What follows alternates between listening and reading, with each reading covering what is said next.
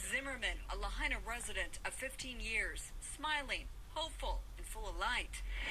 When just a week ago, this was his dark, ominous reality.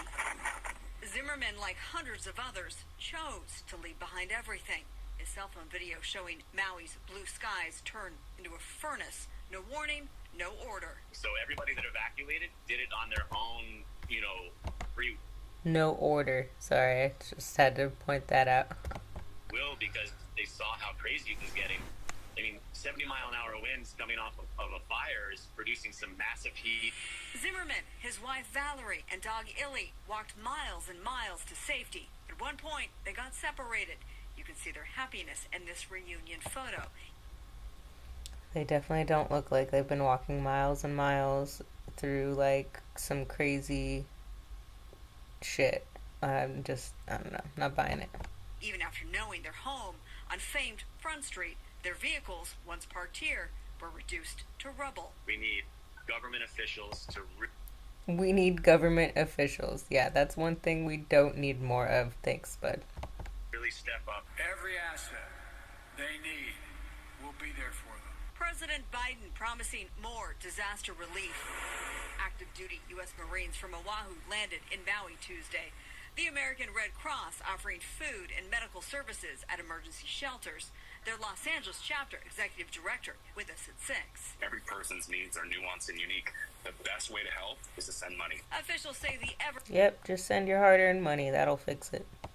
ever-changing death toll is expected to rise significantly and anecdotally from Zimmerman. Anecdotally. I have a source at the hospital that has told me that they're so overwhelmed with bodies that they don't know what to do. But Zimmerman, Just like the C word. All the hospitals are overwhelmed.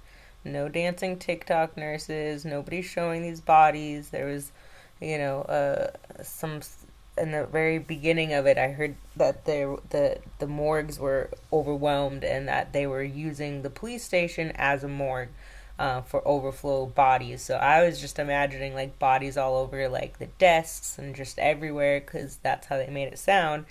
But apparently what they were talking about, I think, was there was a report of a 14-year-old boy that family had wrapped up in a tarp and walked a half a mile to take the kid to the police station for some reason. I don't know why. They apparently passed barricades on their way that way with policeman Adam, so I don't know why they wouldn't just go to the police at the barricade or whatever, but you'll see his little clip next where he's talking about losing his brother and he smile on his face, doesn't seem that upset. Like, it's, I don't know, I don't understand how people can lie about this kind of thing, but this is what we're dealing with every time we see one of these events, and we need to be looking at it with an open mind and analyzing it.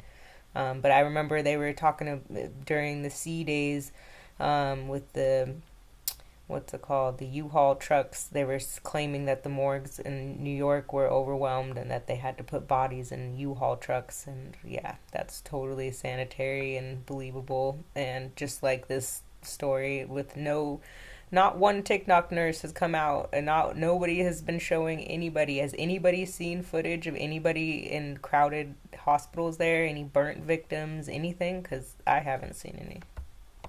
Is doing what he can. He and his wife, who work at Merriman's, a restaurant spared to the north where Zimmerman and I connected over Zoom, are busy feeding first responders and anyone in need. We're doing about 1,000 meals a day. If the first responders show up there, you're just giving them meals, just free? Yeah, people are showing up. We just open the doors and we're already full.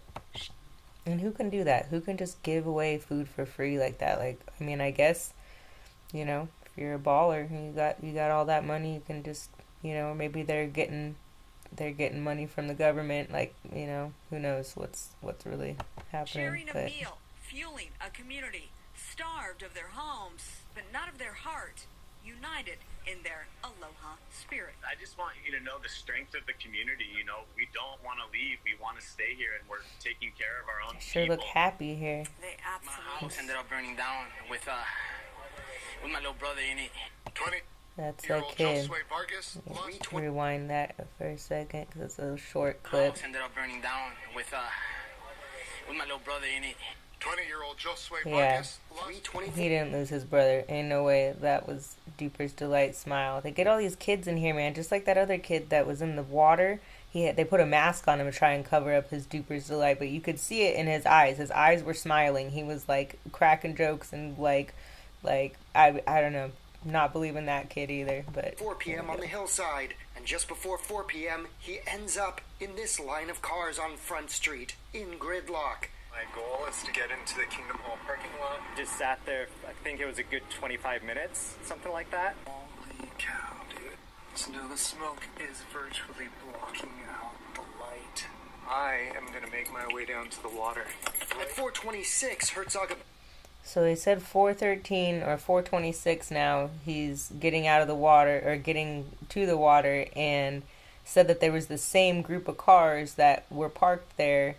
We'll just let him say it. abandoned his car at Kingdom Hall and walked to Mala Wharf. It was obvious the fire was out of control, so that's when I decided to leave the vehicle completely. Passing vehicle after vehicle, he noticed of those on the bridge. All of those cars were still sitting there, just same exact spots. KITV4 reported on... See, same exact spot. So I don't know. It makes me think those cars were planted there. It wouldn't be hard to, evacuate just one street there, plant a bunch of cars. Most of the footage that we see over and over again is of that one street, Front Street, with all the cars parked on it that were blown out, that very well could have had planted explosives, could have been smart cars with their crazy batteries that explode. But yeah, I'll keep playing. On the other side of the Cannery Mall that Herzog passed by in the 4 p.m. hour, the highway was completely shut down for 2.5 hours at Keave Street until at least 5:24 p.m. Traffic routed towards Front Street. At 5:30, Herzog comes to the end of Front Street, and to his surprise... Looks like 2 police vehicles parked kind of nose to that exit for Front Street. Okay, so looks like fire here, blocking people from going this way. Looks like people are able to get out. Yeah, maybe this is blocking them this way, but there's also this right here. So if people really are why not just drive? I'm just saying, there's also other people from here, apparently, supposedly, whatever, that are claiming that there isn't. That's the thing about the tarp wrapping in the kid's body that's not believable. Oh, and isn't this, shout out to Blaze, apparently she found this US Ignite. That's interesting. Need to look more into that, but there was, this person. They are blocking lanes into Lahaina southbound toward the fire, and the lane into Front Street towards the fire in those pictures. They are not blocking lanes out of Lahaina heading north. So tired of people not knowing what they are talking about. It's meant to cause discourse. They've been running a campaign of disinformation, and the day after it happened, they're scum. He adds, stirring the pot. Going off the first pick, the next street down is where Safeway Lahaina Cannery Mall and Lahaina Gateway Center are located.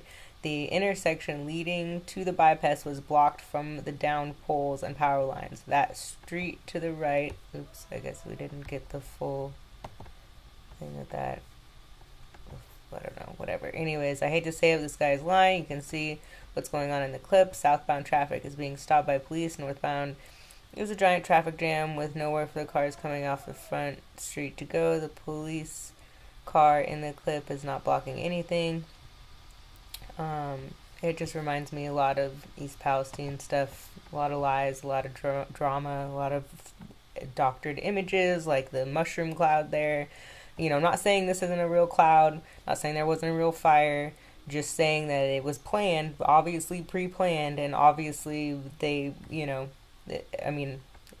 my opinion, obviously, but this is why I'm making the video, to show, examples of what I've been looking at, since so many people that I've spoken with apparently haven't looked into it. So here we go.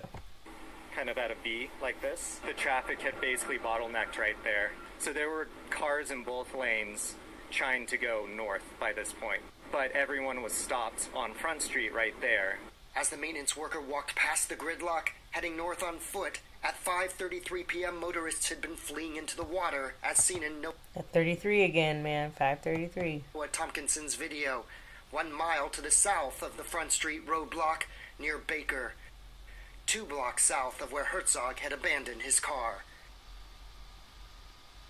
I asked the chief of police directly at the last press conference, were command and control for fire and police in contact that afternoon in the emergency operations center? He declined to answer that, but says that police were directing the public away from dangerous power lines. Hawaiian Electric says those power lines were de-energized as of the morning.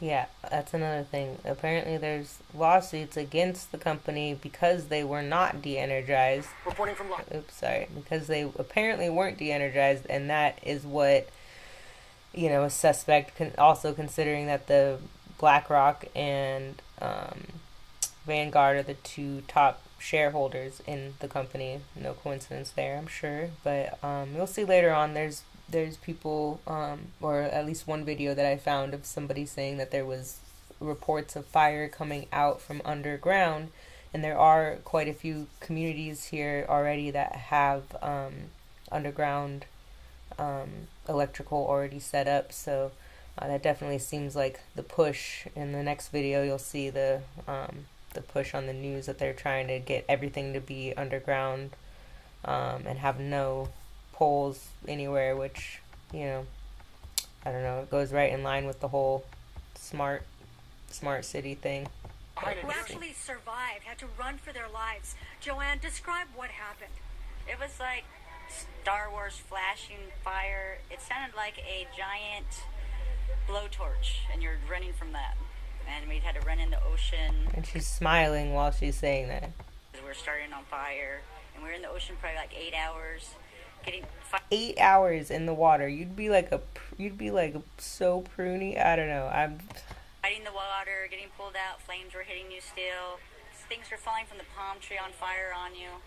So fire is falling on her. Hair seems like just freshly done. Like she just got back from the hair salon. Same with her nails. Same with, like, there's not really a scratch on her. She points something out on her leg, but it's nothing. And then she says, oh, everybody else, oh, not like other people. Well, where are the other people? Where are these people that are so injured and so, like, where's the charcoal? Like, that other guy saying there was charcoal, like, flying like baseballs all over the place, and there's not a scratch on him either, and he said that he was getting pummeled by this stuff. Like, just not buying it. I understand you couldn't even see because of all the ash and the embers. They kept trying to wash it out with salt water. And you suffered some injuries. Can you show us? Oh. And black and white pictures. Why is everything in black and white? Well, they're not filming in black and white. Just like, let me show you guys this really quickly.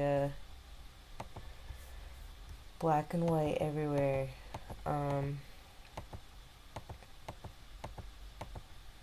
Here, black and white pictures, just like Hiroshima and the Chernobyl and all these different events where they try to be more dramatic on everything and show black and white everything. It's just deceptive. They did the same thing at East Palestine, had the mushroom cloud, and then, but from here, like, it didn't exist. All the pictures that from real people, it was not a mushroom cloud. It was not what they claimed at all. And the tanks didn't breach. That's a whole different topic, but... Oh, not bad compared to how some people are. I made through it very, very, very nicely. Luckily, she smiles very nicely. Alive, but your house did not survive, I understand. No, not a thing. I walked back up there at 5:30 in the morning, and it was just a pile of ash. The whole neighborhood. The entire neighborhood. The entire neighborhood. How do you cope with something like that? So much loss. I don't know. I haven't thought about it yet. I'm just trying to do what I can before it really hits me, because I don't want to even think. I lost my 4 cats, I think, and... Wait, I'm gonna run that for a second. This random clip of this chick comes up. She's got some, like... Do what I can before it really hits me, going on I don't want to here? even think. I lost my 4 cats, I think, and all of my neighbors. She doesn't seem that upset about her cats. We don't know where some neighbors are still. At this point, 67 people have been confirmed dead, and so many more are still missing. Also, JC, you were caught in that fire. Describe your experience. Well, I wasn't caught in the fire, but outside the fire. My house is in the middle of Lahaina, so that was burned down. But I stand on the highway just north of town between Lahaina and Kaanapali, the only road where the tourists go. So I stand on the road representing the real church, heaven on earth here today, which is one community, one people, not a religion of Christianity. So I am really the pillar of the community that Joanne was talking about. Glad you made it out. I'm the pillar of the community. He's taking notes from LSC, man. It's hilarious. Okay, thank you so much, JC. Now, right over here, we also have the Red Cross. We are seeing so many people. That line just keeps on. So many people, right? It's a good thing to see. It is a good thing to see. The outpouring from the community with help and donations has been amazing. And as has been the devastation on the island of Maui. And our hearts are grieving for those economic crisis. The island losing as much as $11 million a day in revenue as some of the usually packed hotels are turned into shelters. According to Governor Josh Green, more than 7,000 fire survivors are currently staying in 32 hotels across West Maui. But now next month, the state plans to relocate those residents as the hotels reopen for tourists. We are here tonight after... Okay, so this was really funny to me. He's like total green screen, like, we're here. And like, fool, you ain't nowhere around there. You're clearly not. But the reason why I had the last clip was because I wanted to show some of the clips of, let's see, where is it? No, back this way, sorry. 1,300 still missing, and it drops down. It was like 1,000 missing, all the, and all 3 weeks ago, and then in a different report, ABC, 3 weeks ago, 388 people. So, like, the numbers, they don't match. They never match, right? Here, 2,000 children, but 850 people missing. So, do they not count as people? Like, I don't understand. 33 people. It's 33 all over the place with this stuff, man. It's really crazy, but being given a first-hand look at the devastation in Lahaina. We traveled by boat with two captains who answered the call that night. For the first time here, we see the images they captured of the raging fires and the heat they felt as they approached by water. Tonight, with more than 100 dead here and more than 1,000 missing, so many questions remain. Could the authorities have done finally says something about it in a letter to HECO about grid hardening. Some questions relate to the fire.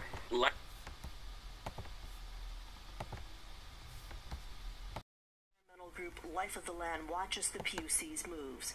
It posed its own questions with HECO on Monday. We suggested that the utilities should be required to underground transmission lines and distribution lines on all major exits from communities that are likely or have possibility of burning, so that people should be able to get out of communities when a disaster strikes. Curtis says doing this only at key exits would cost far less, millions instead of billions. The PUC needs to investigate the fire. Hawaii revised statute says every public utility shall report to the Public Utilities Commission on all accidents caused by or occurring in connection with its operations and service, and the commission shall investigate the causes of any accident which results in loss of life. The PUC told KITV4 Wednesday it will begin its own investigation after the state attorney general and the alcohol, tobacco, firearms, and explosives agencies complete their investigations. These questions are tied to the docket opened in June 2022.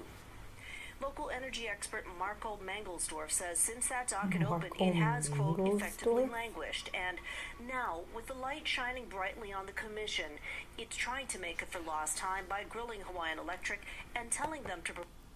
Marco Mangelsdorf. That's some Harry Potter shit right there. 5 responses in a week. While the clock ticks, Life of the Land points out lives could be at stake.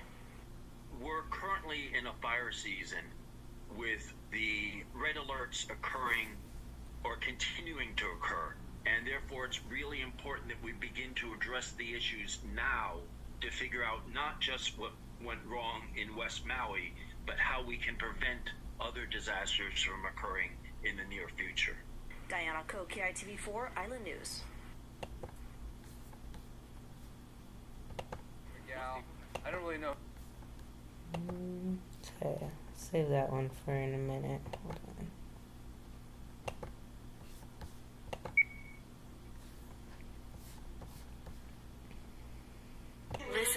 says. Well, he said all of a sudden the lady across the street started screaming, "Help, help, I got a fire coming up under the ground." Under the ground. So he ran over there, stretched his water hose across the How's fire coming up from under the ground? kept coming popping up. And right here, look at, I'll pause it. There's at the end of this, you'll see a picture that I got of it, but black around. And this is a neighborhood. You'll hear the guy talk in a minute, where all the electrical is underground. They're saying that the electrical was turned off earlier in the day, but then apparently there's already lawsuits being filed against the electric company that also happens to have pretty much be owned or have the most like shares or whatever are owned by Vanguard and BlackRock. So, you know, I'm sure no coincidence there. It's also black marks around the car like that, which is interesting. Yeah, I don't know. We'll keep playing. You guys can listen. And here's a car, of course, completely burnt up. You can see it melted the glass. And like I was showing you before, it has, I don't know, I think that's, I'm not sure what kind of metal that is, maybe an aluminum that melts a little bit easier than the steel. But right next to it, it looks like you can see there's some sort of explosion, potentially, right next to this car. So the damage here is from the explosion and the fire right next to it. Otherwise, basically untouched.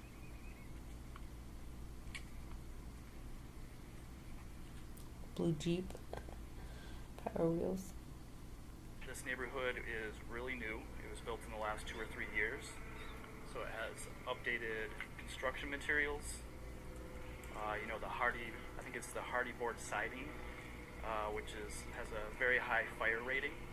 Yeah. So that, I'm sure, that's what contributed saved to that, I'm sure. saving a lot of the buildings here. Sure. And also you'll notice there is no overhead power lines in the community. So since it's a newer community again, they did all the site work, they put underground electrical. And a lot of the fires, I believe, started from down power lines and you know, old building codes. Right. So again, this is one of the townhomes in Coahoma Village. So Coahoma Village is a combination. With his own logic, then, like, this community doesn't have power lines. So why did this burn if there's no overhead power lines and that's how the fire started? It makes no sense what he's saying. Of single-family homes. Just so happens to be the poor neighborhood. It has about 50% of it was affordable housing, so designated for workforce housing. This is one of the townhomes. Yeah, so there's that. So yeah, the townhome that had the affordable housing got burned, but the nice housing right across the street, both with underground, the Jeep that just... One phone call got an action to get emergency hubs set up at 2 spots with no help from this government, local, state, or federal. Or Red Cross. Or Red Cross. Nobody. Nobody. In fact, I'd rather use Red Lightning better than Red Cross. Red Lightning has been here helping us with the Skylink 2 weeks ago to get us some kind of connection with the outside world. Other than that, we've been trying to use 2 VHF radios and all of that to communicate with everybody as much as we could. Speaking to the boats coming in, we used the radio, so that was very successful. But Red Lightning will help us get the message out by using our cell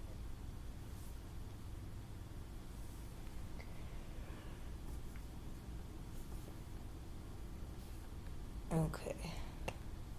There we go. So this are sponsors of Red Lightning. Pretty much Red Cross being rebranded, in my opinion. But it's funny because actually, if you come check out this really quick.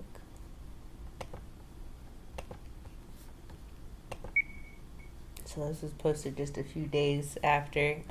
It's since been deleted. I think it's funny there's a blue roof behind him. But yeah, so interesting. Just listen. An historic major announcement, and that is, for the first time in the history of the United States of America, we've been told by Vanessa that the Red Cross is going to pay for every single funeral on Maui. Oops. Okay, so that was a short clip. But yeah, and then there was other video of Red Cross where he was giving them, talking crap about them 1 second and then big upping them. Yeah, it's funny. Is going to help us. No one's going to help put the fire out. We have to do what we can do to save people and get them out of the harbor. Lovett says boats had been hit by windswept embers, some catching fire, even causing explosions. The fuel also setting some of the water ablaze. The harbor was on fire, and there were waves, like waves that you could surf outside the harbor that were on fire. She says the Coast Guard's vessel couldn't make it into the shallow reef, so she took a rescue swimmer in, and they found 2 keiki. You know, he said, there are a lot of survivors here on the beach, and so we were able to grab the 2 children. But despite their best efforts running back and forth until 4 a.m., they couldn't find anyone else. I'm hearing these stories now, and I'm just like, how, I don't know how I missed them, because we were looking hard for them. So yeah, basically, they were looking for people until 4 a.m. and couldn't find anybody. No bodies, no nothing. Apparently the Coast Guard was there, so everybody's saying that, like, nobody was there helping, like, according to this lady they were, and that there was nobody to save. And in all the footage that we see, there's, like, no more than 10 or 20 people tops, like, on the rocks or in the water that could very easily be staged, but definitely not seeing hundreds or 80 people on a wall or hundreds of people in the water like they claimed. And so that, I thought that was interesting.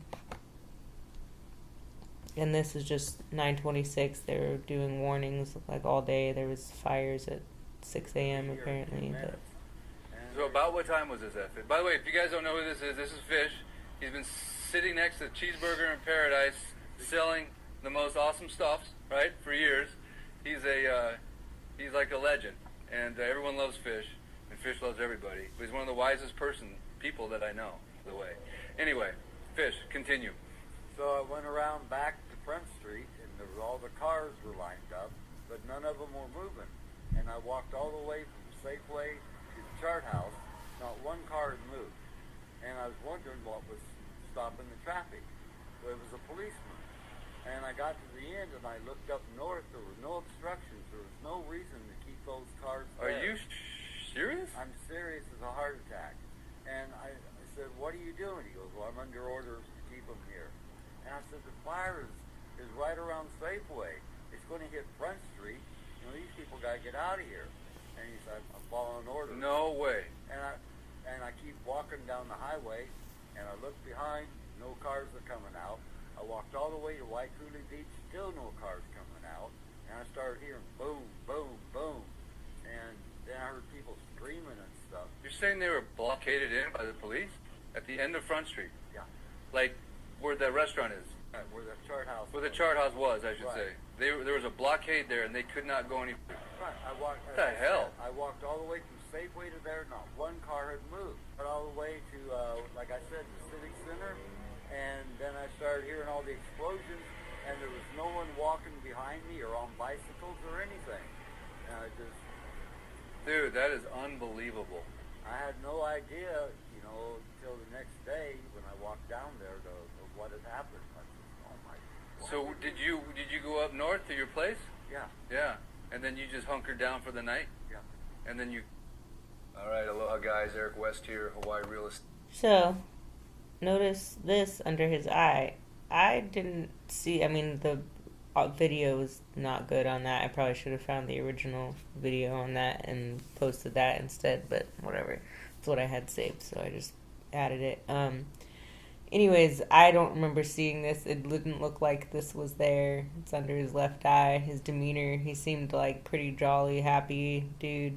And now he's reminding me of like the astronauts when they were like talking about how they went to the moon and they were like looking all guilty and weird and yeah. State.org coming to you live from the beautiful island of Maui, Hawaii. Look who I'm here with.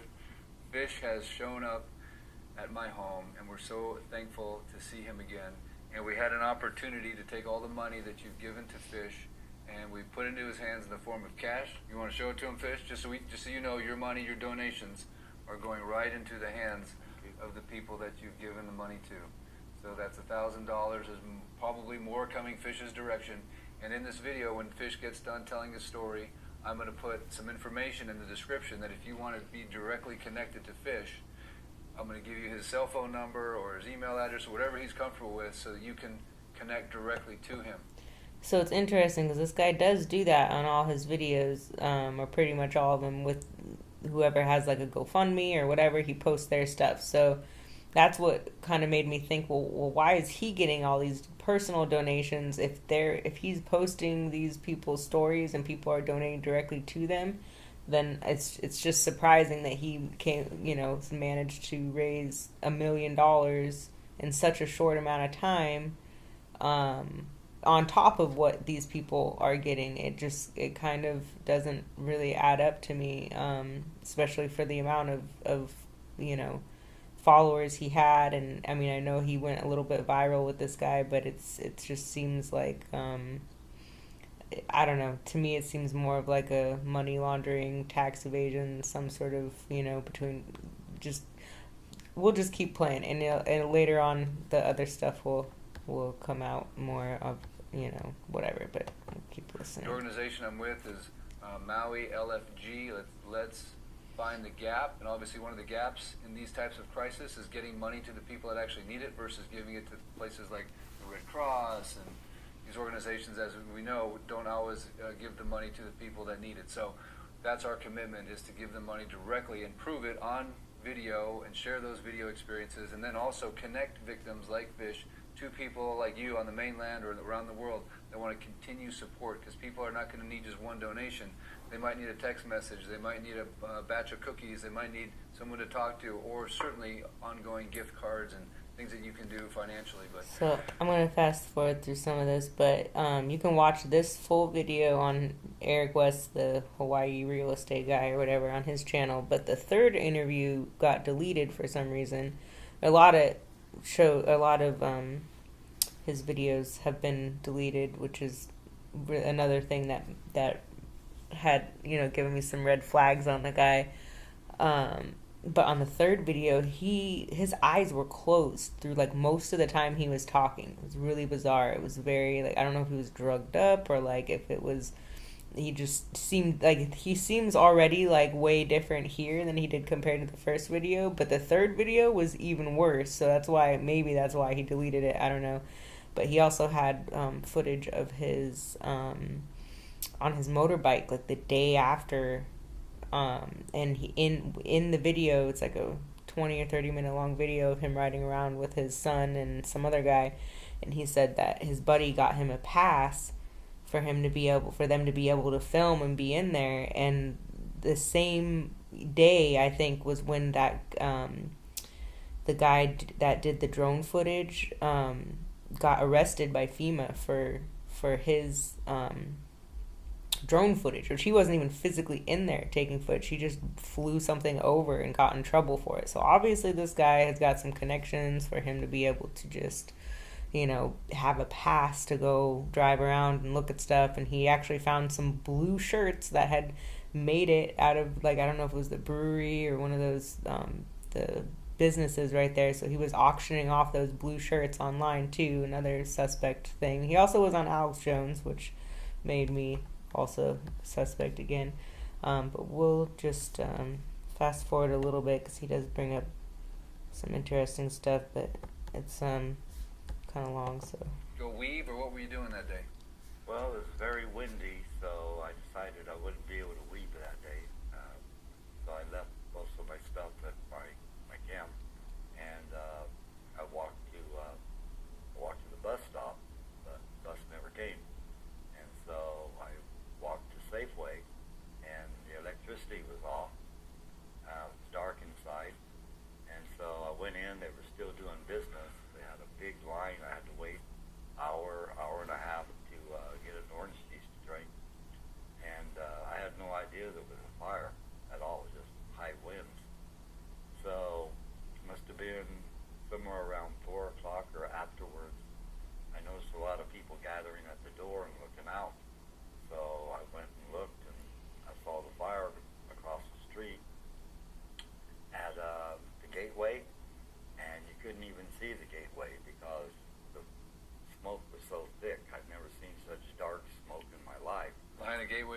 shopping center Right. with the I thought Woodland it- Farms on the bypass. Yeah. Right. I thought it was gone. There was power lines blocking the road, and so I decided that. I looked around and I told people, I said, we should get out of here with these high winds. They could be here in just a couple minutes, and they just kind of stood around looking.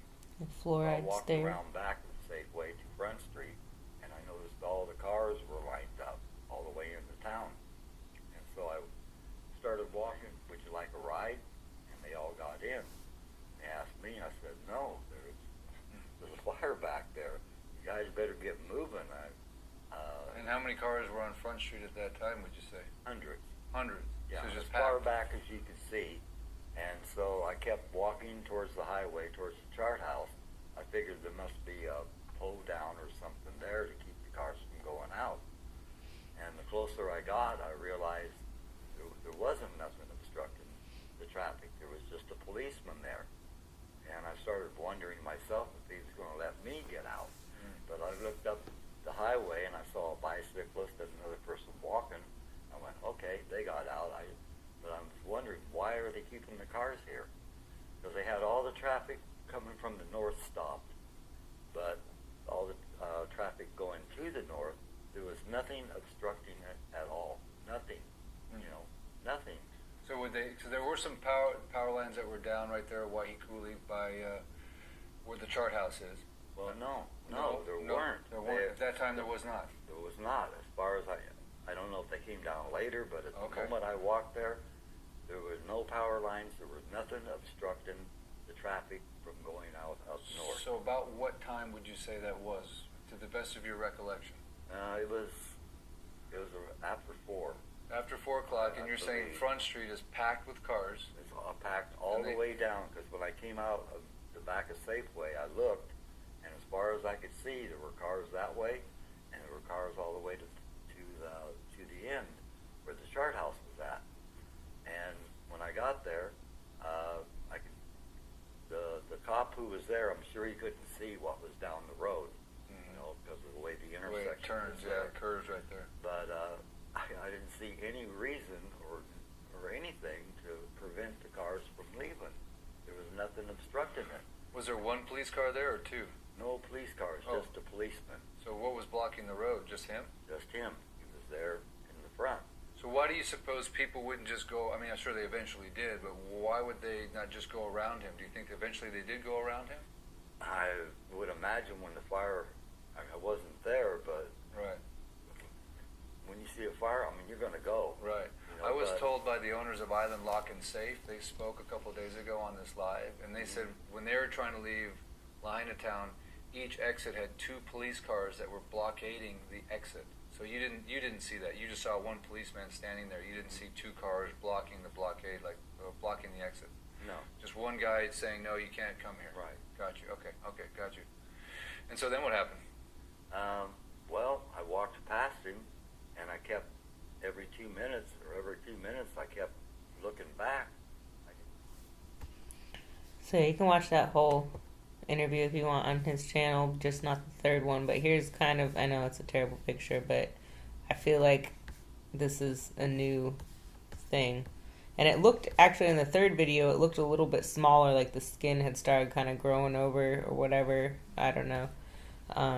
So it looked like a little bit more healed, but it's just weird that this is right after the fire and he seems to be like unharmed, and this is like a week or 2 after that, and I don't know, it's very strange. Like going on the ground there, look, there's the power line right there. See them right there, that's the power line that started from up the road there, and all of that is still burning. From there, to me, it simulated a fuse, like somebody lit a fuse for a firework, and it just followed a straight line all the way up to the pole where the thing was, and it landed in a bigger pile of dry grass, and that's just it. So according to this guy, the power was definitely on, and you know, when the power line broke in front of his house, like, you know, so when people are saying like, oh, the power was cut off, like, this guy's got footage of it clearly not, you know, and he's got his hose going, which they said that the water was cut off, but his hose was working. And there's another guy that was that you see was hosing stuff off around, like, I think around 4 or something. So I don't know. Let's see. It's ignited. You get all this wind blowing, and now you get a fire. And just that was fuel, and just in a matter of minutes, that whole place was just engulfed.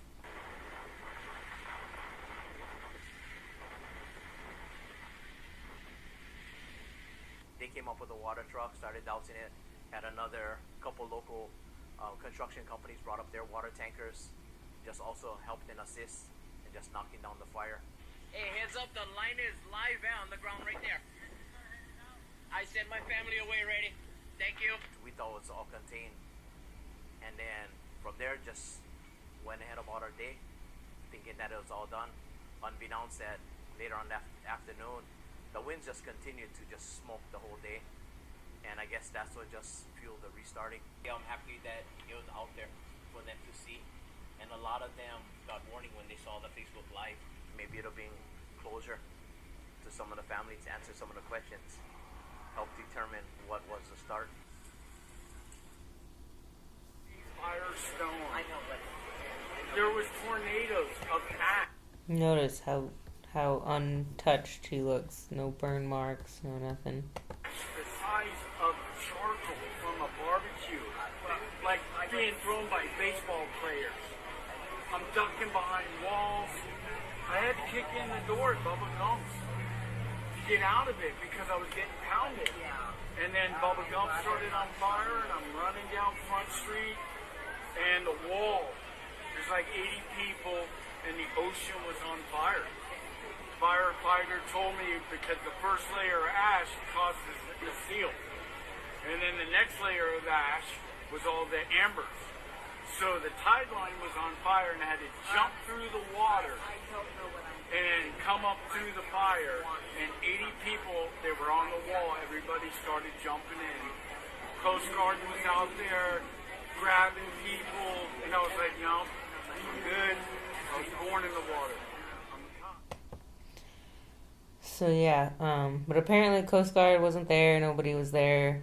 Apparently there's 80 people in the water, but there's no footage of the 80 people. There's footage of maybe like 10, 15 people tops. So, you know, I mean, the fact that this was caught on one of the news channels is really interesting also.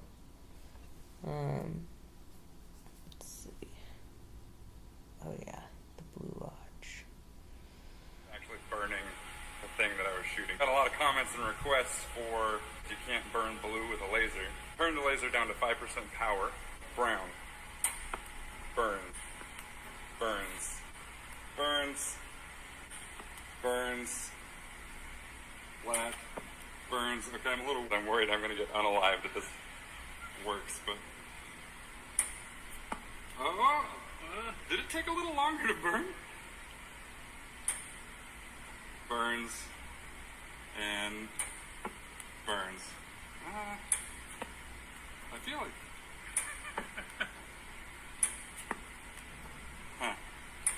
that's only at 5% though, so 100%. Why would you only pick one area out of an entire burn area? So this was actually footage from Eric West's video that I was talking about that got deleted, where he was riding around and had said that he had a pass to be there or whatever, just to throw that in there with his area to set up some umbrellas and an area to eat. It just seems kind of like it's a staged thing. So here, check this out. Can't read the street signs anymore. Papalau, Front Street. Now, yes, these are blue umbrellas, but if you look underneath them, there is brand new seating that is untouched. You have a brand new area, okay? And it was really weird to me. It stuck out. I looked at what it looked like before it was destroyed. And lo and behold, it was completely different. There was different umbrellas. They weren't even blue. So it looks to me like they staged this. Like, why? It's literally insane. This is the type of psyops that they do. Small and subtle. These things are out here to distract you, confuse you, and to discredit you. 100%. We need to wake up, people. Let's not believe everything, okay? I just had to throw the picture of the blue Jeep in there really quick.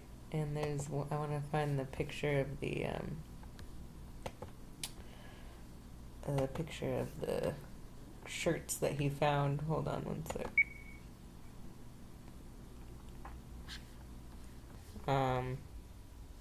They claimed was lasers, but was actually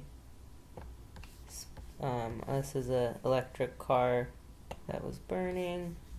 Looks kind of crazy, like maybe there were some electric cars in that staged like thing. But yeah, this was from SpaceX. Apparently, like, if there were lasers coming down from an airplane or whatever, like, you wouldn't be seeing this, apparently. So, and not to mention that's from Falcon 9 from, like, years ago. So here's the blue shirts that Eric West found. Kind of reminds me of, like, the passport in New York that they found. The paper survived somehow. Well, these shirts survived. And they're blue, so, and Eric West found them, and it's just funny that, you know, and then he's auctioning them off and, like, getting money from it or whatever. But that's interesting. And another trunk that looks like maybe something could have been planted in the trunk. Who knows? It just kind of looks a little extra burned, but I know gas tanks can be, you know, back there, so maybe I don't know what I'm talking about. I'm just watching. Oh yeah, so this is the cat, supposedly. It looks kind of like a wig to me. There's a video that I actually thought I uploaded, but I don't think I did, on Eric West's channel, where there were two cars in the middle of a field. There was no structures around. They both burned and melted, but they also looked like the back looked more burnt than the front. The back wheels melted, the front wheel covers did not melt. It just, you know, it looked like the molten glass and everything, and then this cat supposedly was in the front, so like the whole car melted, but like cat fur didn't burn. That's weird. Yeah, this 2,000 children missing, 150 people missing. So do the children not count as people? Very strange. Their numbers are definitely off with a lot of stuff. I don't even remember what this is for. One of the blockades, but it was really just a cop standing there. And microwaves are stronger than lasers, so that's why I'm thinking it's microwave. This is Duper's Delight kid, dressing this kid up as and giving him, you know, telling him. Personally, would you think the story is like real? Probably not. Yeah. Duper's I Delight was smile. thinking about that while I was telling this story to a few people. I'm like, I know this sounds like I'm exaggerating, but like, you can see from the videos, like, that's why I'm glad I took them, because a lot of people, like especially on the mainland, have trouble grasping how intense it was. And I've heard a lot of people talk about this fire compared to California fires. The thing that's special and crazy about this one is we have way less resources, we're landlocked, and it affected, like, a whole town burned down, not a portion of a town, a whole town and more. Lahaina is completely burned. There are a few different spots here and there where... Okay, so I was thinking, are they using one of the supposed missing school buses to shuttle people to the airport? Because that's what it looks like to me here. But listen to this story. And why is it that one of the first families that they interview is a family that doesn't even live there and is literally just like going back to their house that's still standing wherever they're from? And I don't know, it just seems like offensive, you know, to the people that actually lost homes. Cell service was spotty, and then we get a shuttle to the airport. And also, how are they able to drive through? They have to drive through the fires to get to the airport, like, but there's people that couldn't leave, but these people can just drive right through somehow. Passing through Lahaina was surreal. just ground zero. You can smell the smoke. You can hear people crying. This is something that I wish my family and I can erase from our memory. Just a city that we've made so many memories together, and to see it just gone is just absolutely heartbreaking. And to have our daughter at a shelter, kids at a shelter, you know, so many great people there just trying to take care of you. You just can't believe that you're actually there. I kind of don't believe that he was actually there, and I think that was just a bullshit story, to be honest. How are you gonna be in a shuttle hearing people cry as you're driving by? First of all, I don't even think that would be possible. And even if you did, like, why aren't you pulling over and maybe, like, helping or doing something? And I mean, and if they were in a shelter, like, what, for maybe one night before you got to go home to your, like, cushy bed? Like, I don't know. It's just seems like a whole lot of BS, in my opinion. Hold on one second.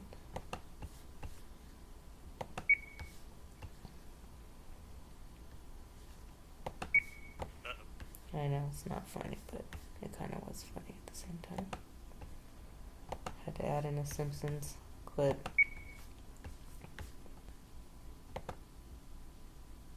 Children among the Lahaina fire victims. When the bodies are smaller, we know it's a child. There was a car, we know, for example, that had 4 people in it. It was obviously a family of 4 and 2 children in the back seat. So he says 2 children in the back seat, but upon further research on who the family he's talking about, because there was only 2 people on the list of deceased that were children. One was 7, and apparently the mother of the 7-year-old was in the back seat. So it would have been, unless she was like a small person or a midget or whatever you want to call them. She was like 39 years old, so that's not a child in the back seat. So he's already lying right here about that. And then, what was the other point I was going to make? Something about the other kid was 14 and supposedly, hauled off by the, wrapped up in a tarp and carried away to the police station. That was like the backup morgue or whatever, with, like, of course, no, like, evidence of any of this. The kids, the missing kids have, they've gone from 800 to 2,000 now, but still not one video of a parent or a grandparent or somebody, like, the school started out saying that they sent the kids home without the parents knowing, and then later changed their story a week later to, the school was canceled, they never went to school, they were left home alone. And to even make the claim that they were left home alone is like, it's stupid, because, like, you don't know that all the kids were left home, that all 2,000 kids or whatever they were left home alone. Like maybe a few, but I don't think, like, you can even just make that broad of a statement is just, like, just sounds retarded. But all right, we'll keep listening to this dude. Of 7 people in a house, and when it's children.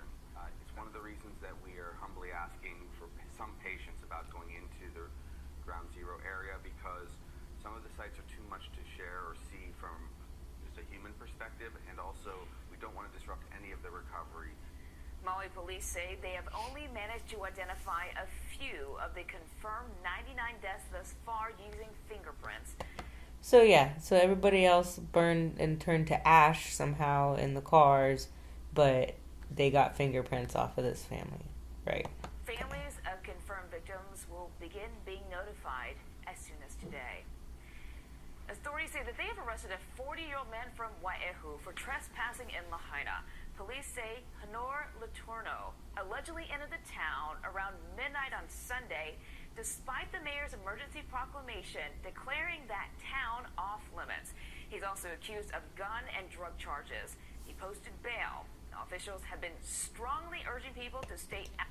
So he's accused of gun and what was it, drug sales that they say? Like, what does that have anything to do with him? Like, it almost seems like they're trying to, like, smear his name before they even, like, let him out of jail or whatever. Like, they're just, like, I wonder what he saw. If somebody, like, could interview that guy, that would be interesting, because there's, you know, I don't know, it's just weird how anybody that's going to start, like, talking down on somebody and say, bring up stuff like that, they probably knows something, so. Okay, so this, this is the 4 people that the guy was talking about found in the car.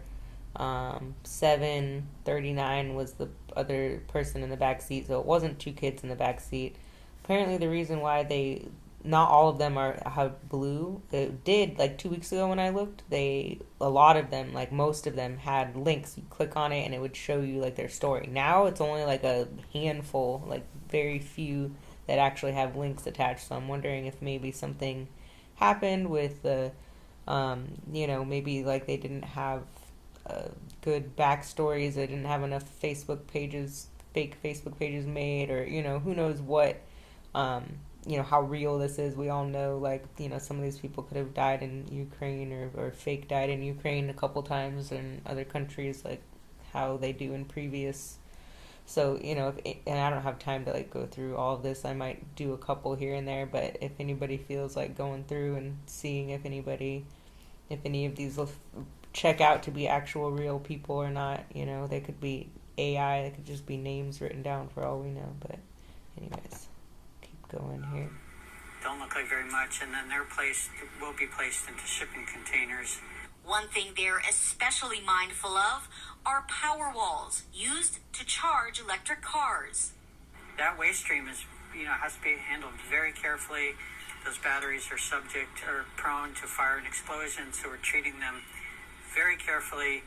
And we're really having to come up with new ways to treat this waste stream because people really haven't dealt with that. So, you know, I brought this up the first night that I jumped in the Discord and was talking about it, and that TP chick was like, oh yeah, what do they just have, like, you know, bombs? But it was just, the whole place was full of smart cars. I'm like, well, have you ever seen a smart car, like, blow up and, like, light on fire? Like, they just the smallest bit of water gets on the battery, and apparently it ignites like crazy, and then it just keeps burning. So that's what is coming up here, is just some little clips from different electric cars, because I guess not everybody has looked into that and looked into the dangers of electric cars and how retarded they are, and, you know, yeah, so once the waste is collected, dump it.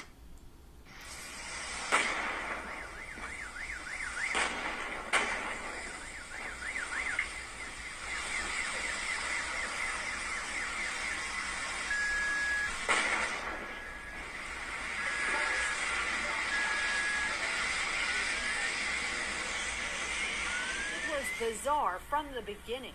California firefighters attacking a fire that began when a car crashed into a garage, sparking a blaze that also ignited the house.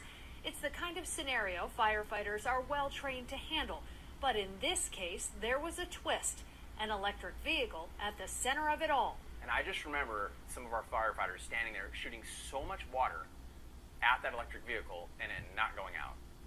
It was just like something I'd never seen. That electric vehicle not only burned for hours, but once the fire was out, it reignited on the tow truck. From the get-go, I got to see what exactly, you know, a fire involving electric vehicle can do and the dangers they possess. Family, they say an electric car sparked this fire that destroyed their home. And it wasn't even their car, it was a loaner. The homeowner told us they had the loaner while their personal car was being serviced. This happened in Nocatee in St. Johns County. Let's take a look at the video again. Look at what's left behind. Almost nothing left of the car itself. The seats burned to ash. It was in the garage.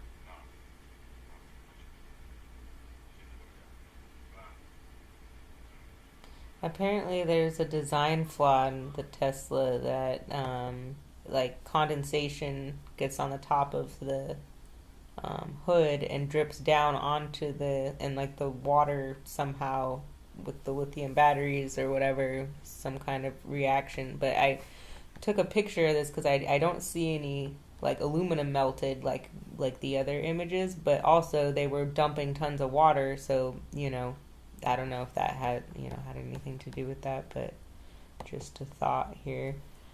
Who have health issues and who have cancer like myself. It's been about 4 months since breast cancer patient Clarice Ray refused the installation of an electric smart meter on her home.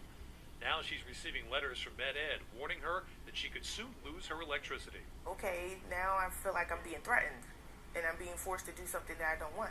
Clarice is concerned about the health effects of smart meters.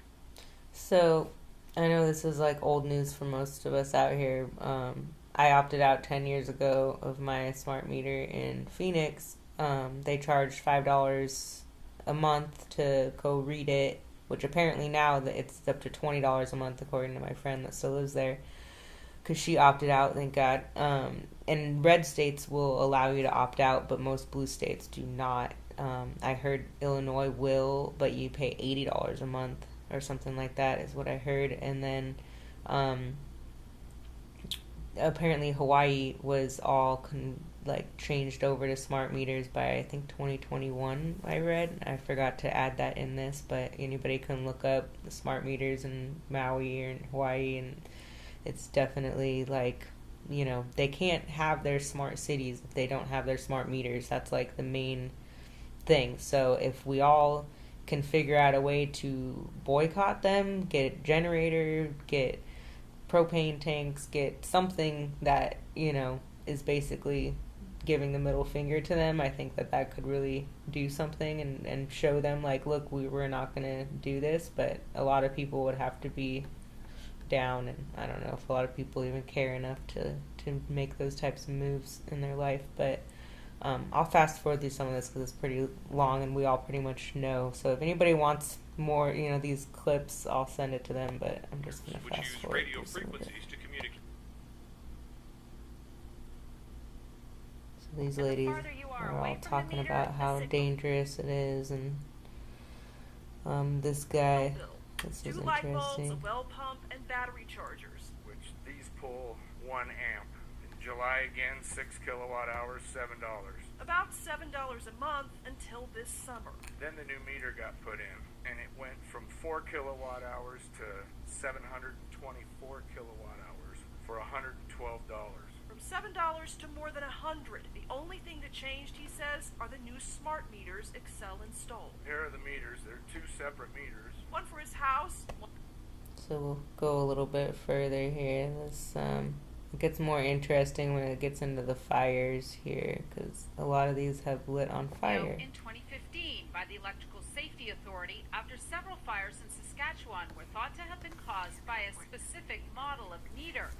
Several videos of similar fire situations can be found online, but Hydro One says they have never installed that model and that smart meters are safe. But after making calls to have all of this repaired, what really shocked Kevin was the bill associated with this. $5,000, all his responsibility. I was under the understanding that because we're a Hydro One customer, that anything that has to do with electrical, other than the panel inside, is responsible for. They're responsible for it, not us.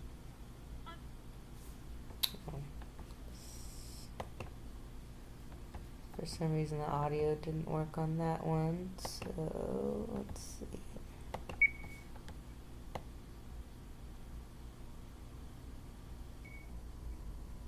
So this lady is the woman who Eric West, she went viral with this video, and he claimed that he got a bunch of death threats, and that people he worked with were getting death threats, and there was all this drama because of this one video, which I think is really, really hard to believe. I know that his real estate company that he works for, first of all, they're brokers, right? So I mean, I don't think that you would really get fired Like he's like, you know, he's still has his license. Not like his license got taken away or like whatever. I don't know, but he made a series of videos and then deleted them all. I actually watched them and didn't think to record them because I didn't think that he was going to be deleting them. But in one of them, he claimed that this woman actually apologized via text, didn't show the text, didn't prove that she apologized, and said that she had the wrong Eric West or whatever. But yeah, this is all just very strange here, so I'm just going to play it. Brought to our attention, Eric West from Keller Williams is collecting money. He came into our site, took pictures of our kids, and posted them as homeless. We are not homeless. We have lost our family, our friends, all of our sources of income, but we personally are not homeless. And he's using our kids, uninvited. We actually told him to not take pictures in here. And he's collecting a shit ton of money, saying that he's helping us. He is not. And we are not homeless. That's not okay right now. People need help, and they need it to be done properly with good intentions, and he needs to be taken down for that. Don't ever use my kids. You had no permission to take a picture of my son, and now he's out there. There's a lot of weirdos, too. So now you got these cute little faces being all blasted out there for people to think that it's okay just to come and do whatever, and it's not.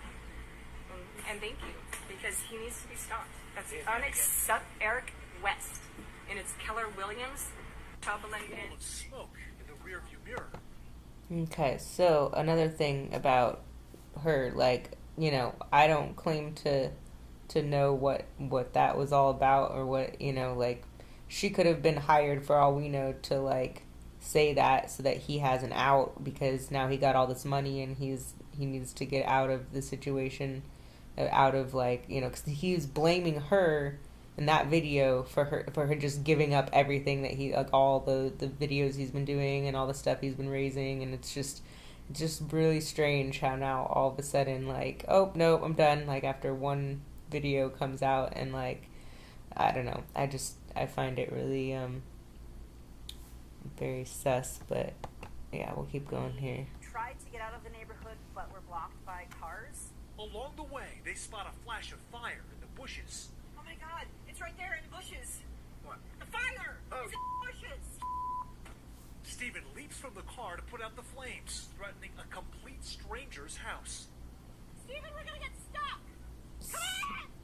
Were you thinking at all, this is crazy, and it could cost us our lives? So I should have showed this earlier. I know I'm kind of like all over the place with this, but there's a hose that's working. They said the water was shut off, but, you know, I've seen a few of these videos of people doing the whole hose thing. But let me see.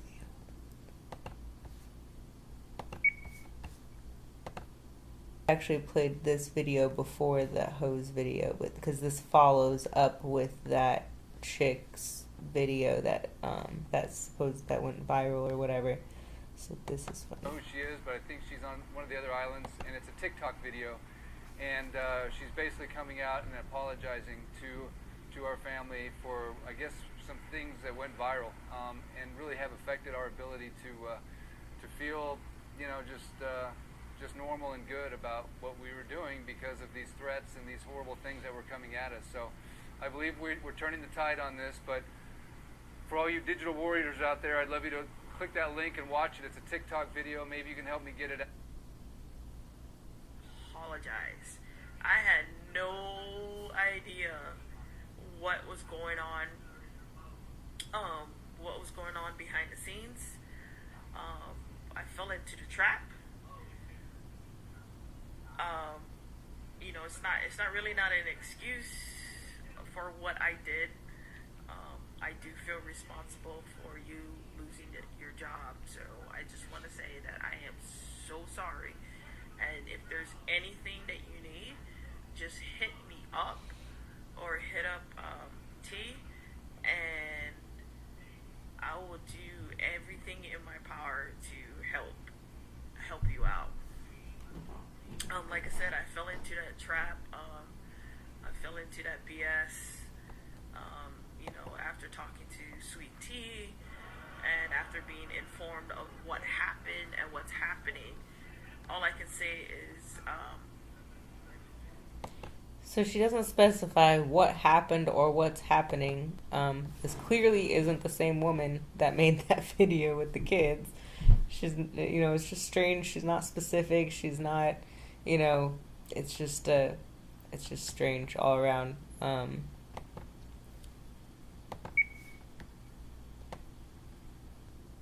we're just gonna go in a little bit more. He did have another, whatchamacallit, GoFundMe that he started 6 months ago for like a homeless encampment that is recently getting a bunch of donations, which I thought was strange. I mean, maybe it's all legit, maybe I'm just looking into it too much or whatever, but I can't help but to think that there's something else going on here between his coworkers getting death threats. Like, who knows, maybe they were doing selling property for Oprah and all these rich people. They do work at like a luxury real estate company, and we don't know what those death threats could be about, or if they're even real. It's all could be, like I said, like his out, like, oh, I got death threats, so I'm out, and like now he's got $1 million in his son's bank account. And so far, I mean, it is pretty, like, there's this video that came out where he's donating $200,000 supposedly to these people, which this does look legit. It looks like there's a boxes of food and there's people, so maybe, like, some of it is going into the right hands, but that's only $200,000. That's, he's still got quite a bit. $50,000 went to a he calls him the unofficial mayor of Maui. He, in one of the videos he deleted, he was talking about how he just gave him a check, but he hasn't that he didn't want to be on film, or we didn't want to be recorded accepting the check for whatever reason. And I guess my beef with him is that in all of his other videos he just kept reiterating that he's gonna show everybody that he's gonna put this money in the family's hands directly, and now he's giving it to churches and giving it to this random dude, and I think 2 other churches he gave $100,000 to each. But so far that's it. So I'm not saying that it couldn't, that he couldn't be giving all. Maybe I'm wrong. I'm just saying that there is some weird inconsistencies, and the fact that he's deleting videos is weird. The fact that he was on Alex Jones is strange. And this was a good comment that I'm going to read, but basically, why in the hell would you opt to put $1 million in your 19-year-old son's bank account and not make any accounts, especially for these donations, based off of what he said in this video? Blah, blah, blah. He basically, thought that the government was going to take 30%. He says he set up, also, before I keep reading, this guy, apparently, Eric West was in financial world, business world, before he was in real estate, and his wife is also in real estate, and they've been in real estate for a long time. So, it just seems like he's trying to play dumb, but I really don't think somebody who's been in the financial, industry and is in real estate for this long would be this, would do this unless there was something, deceptive going on. But he said that he set up a 501c3, would take a couple of weeks, so he's just giving the money in big chunks to charities and churches, again, in an attempt to avoid paying taxes on the money.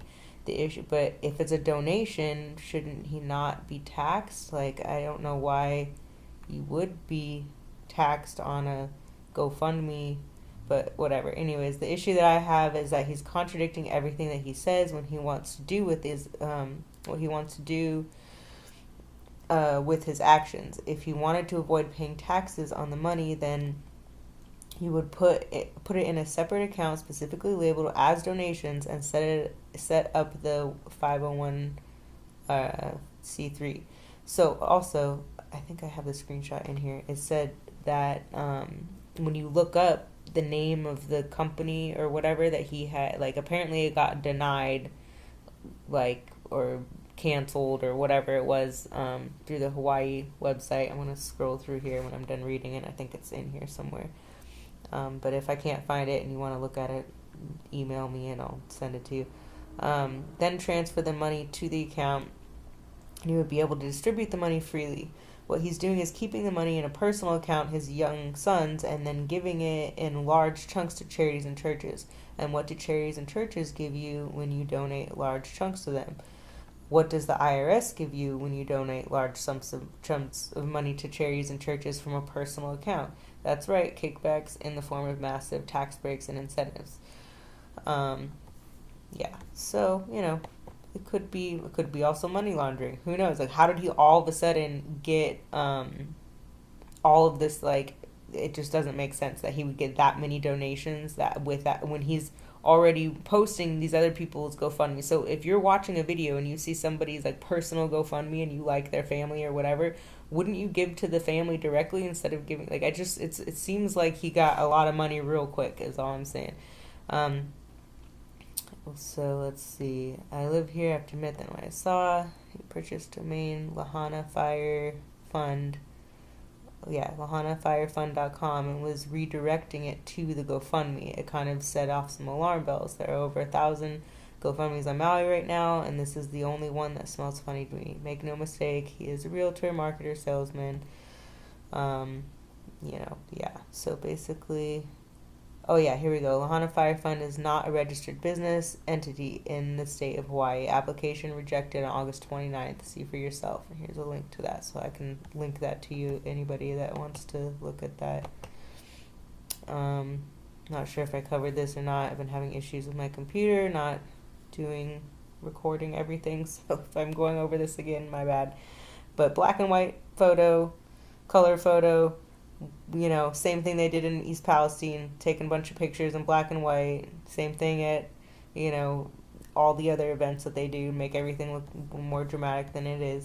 I'm not saying it's not dramatic, not saying that it wasn't burned or that there wasn't a fire, but, so, yeah. Let's see. There's more here, not much, but... You take a sound, any sound.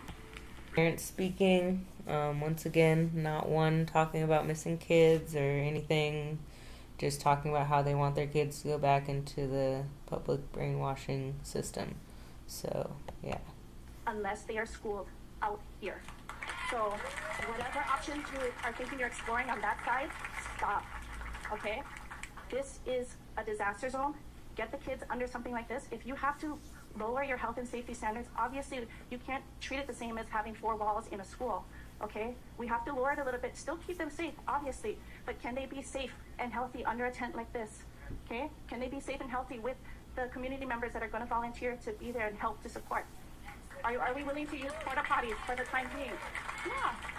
I mean, we are people of the Aina here. We know how to rough it in Lahaina. We are the red-headed stepchildren. I am a teacher at Lahaina Luna High School. I can teach in this building.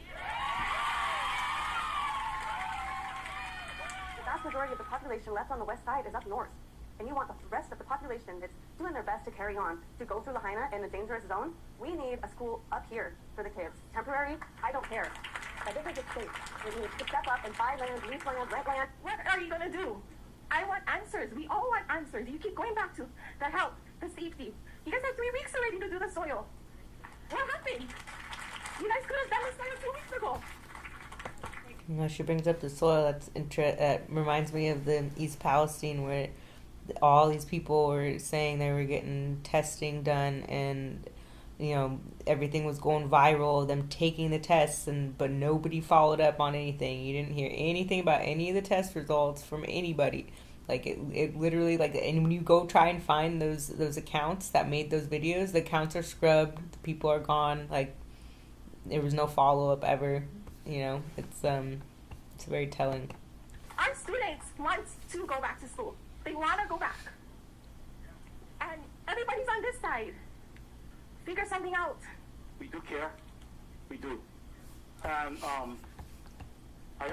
Anyways, they don't mention anything about missing kids. There's no, you know, let's see, this lady. But we're worried because school, honestly, is also our main source of childcare. And we won't both be able to work if one of us has to be home with our child, even to do a hybrid option. We won't be able to pay our mortgage if we can't both work. So there's a looming crisis, I believe, if we don't address the schooling from a child care perspective as soon as possible. No, tonight. This just in, breaking news. Maui County and the FBI just minutes ago published an updated list of people still unaccounted for after the Lahaina fire. This updated list has 385 names. The first list, as you recall, had 388 names, so the number just went down by only 3. And here's the reason why. The county says 245 of those initial names, those people were found safe and were taken off the list, but that means the FBI and county added 263 new names to this list. Names with an M next to them means the person is a minor. We went through this list and found just one minor. That's Justin Oliver Ricolizzato. Now, the names with an asterisk mean Maui police have received a missing persons report for that person. There are 31 of those names here on this list. You can find a link to this updated list on our website, KI. So 31 names. So they went from 250 or whatever to actually only 31 names on the list of actual missing people. That's a pretty big jump. And why did they just add to it? Like, I don't know. None of this makes any sense, but I felt like I needed to share because what the hell? TV.com/links. And we're learning more about the people who lost their lives in the Lahaina wildfire. The county just released the name of one more victim, Tim Nakamoto. He was 69 years old and lived in Lahaina. Nakamoto is among the 150 Maui people. Fires has stood at 115 people for days now, but last week, the county released an FBI-verified list of 388 people that are still unaccounted for. It's the most recent official number of people who are still missing. The FBI says fewer than 300 names remain on the list that was publicized yesterday, but that number will continue to change. The death toll stands at 115 lives lost. Also new today, officials say the search and rescue phase of the crisis is winding down. The next phase involves a greater focus on helping families find closure and taking more long-term steps toward recovery. And tonight, Maui has a new emergency operations chief to lead that effort. Our Ben Gutierrez starts our team coverage this evening live in Wailuku with the details. Ben? You will recall the name Daryl. Okay, so I know this is long, but and I know this next part I'm going to show, this is the last part, but this is about Thor and taking, I know it takes down drones, or in this video they're talking about drones, but it's millimeter wave tech that could be easily transported. You know, you could direct it at anything. It doesn't have to only be drones or whatever, but you know, the tech is there, they're admitting it. That's all I'm trying to point out with this one. And then also there was a video that I could probably find it. I'm sure you all have seen it. The woman that found like 11 of these like carrier like big boxes, you know, like transport, like you know, like what you'd see on a boat or whatever, but 11 of them on this island right next to Maui. So it made me think, like, oh, what if, you know, she was saying that the buses were inside of those containers, the missing buses, and that there was like 10 missing buses and there was like 11 containers or whatever. But I was thinking, you know, maybe they did use some of the buses for something nefarious. Maybe they put, you know, this tech would fit inside of a bus. So maybe they used the buses, and then they transported them, and that's why people weren't allowed on the water. Remember, right after it happened, they were like not letting boats on the water, and they were like being really strict about like keeping people, you know, maybe they were transporting these over to that island. Who knows? I just thought it was interesting, and I had it originally in my first video that I made, but yeah, stuff got deleted, and I've had a heck of a time trying to get this stupid video done and out. And anyways, I could find it for anybody that's interested, or, you know, I'm sure, like, if I look a little bit, so whatever, but, and then she also mentioned on the island, with the person who owns it also owns, like, all the TikTok servers or something, and they're all, like, on the island, too, which is weird, but yeah, let's watch this for a second.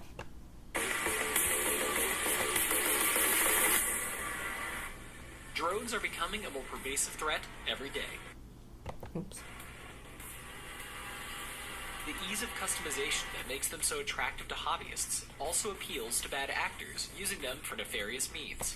I just thought that was so funny. Bad actors for nefarious means. Like, I had to leave that part in there. unmanned aerial systems are currently being used to surveil operations, destroy infrastructure, and attack personnel.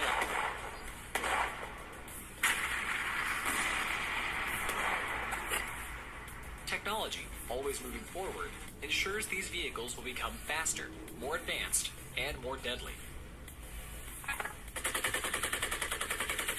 Small arms have limited range and effectiveness, and larger arms have high cost compared to their target.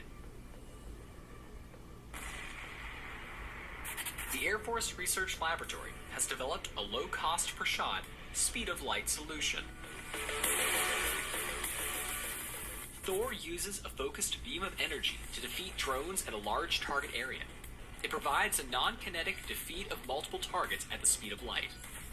This unique system allows base defense forces to stop UAS attacks at long range before they threaten critical infrastructure. Thor completely stows in a 20-foot shipping container, which can easily be transported in a C-130. The system can be set up by as few as 2 people within 3 hours and operates from ground power. Thor uses high-power microwaves to cause a counter-electronic effect. A target is identified, the silent weapon discharges in less than a second, and the impact is instantaneous. The Air Force Research Laboratory has already demonstrated Thor's effectiveness during real-world tests where it defeated hundreds of UAS systems. AFRL developed this unique system, allowing base defense forces to stop UAS attacks at long range before they threaten critical infrastructure. Silently waiting, always protecting, quickly detect. So, there's that. Yeah, I could be wrong. I could not know what I'm talking about for sure, but, you know, I thought it was interesting. And the ties between, you know, there's a Thor Illuminati card or whatever. Yeah, there it is. Thought that was interesting. And when you look up just Maui and Thor, you see all this like Maui versus Thor, like all this like, you know, anime or whatever. I don't even know, like it just was an interesting it's interesting. So I don't know. I mean, just throwing it out there. It could be like, oh, and lasers, I guess, are not as strong as microwaves. Listen what she says. So I think I already played this earlier. Under the... Yeah, fire from under the ground. But anyways, I think that's all I have. I'm tired and just wanted to get some of these videos out there in one video because I've had so many people, like, have no idea like what I'm talking about, but then are like trying to tell me that like it's not a psyop. But not saying it didn't burn, not saying people couldn't have died, but it's clearly like the numbers are always skewed. There's always some shady shit going on, and I just wanted to point out that. And I haven't even looked like this, like I haven't even looked into this that much compared to other stuff. Like this is like just skimming the surface, like really, and like my free time, and I'm not even trying to like spend time on this. So I mean, imagine if like I had a team of people, or we, you know, a bunch of us got together and really dug on it. I'm sure we could find like a lot more. And but yeah, I don't know. I don't really care all that much. So anyways, y'all have a good evening.